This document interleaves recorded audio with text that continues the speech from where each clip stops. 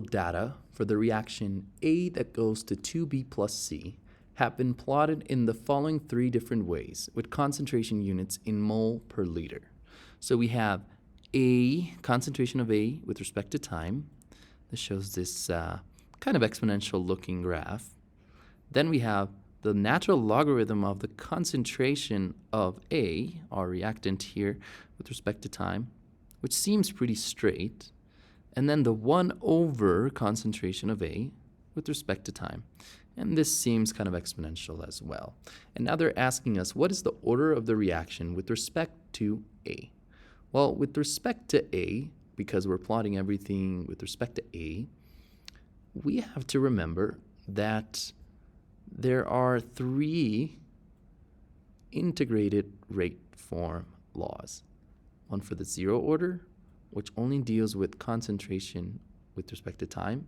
This is the rate constant, which is, as the name says, constant. This is the initial concentration, which is constant. Here as well,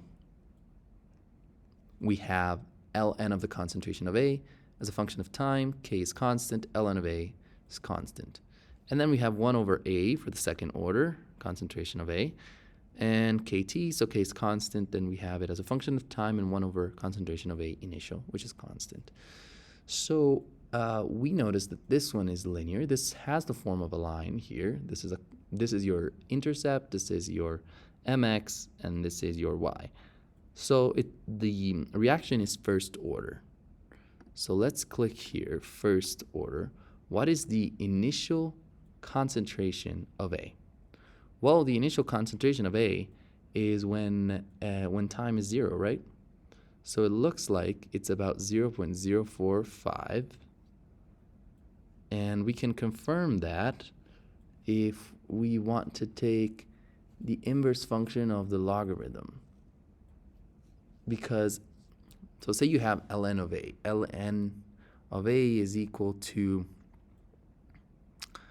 negative 3.25. And so to free A, we'd exponentiate both sides, and we get A is equal to E to the negative 3.25. So let me see. E to the negative 3.25. It's about equal to 0.04. And perhaps this is a sensitive function. Here, 1 over A is about 23.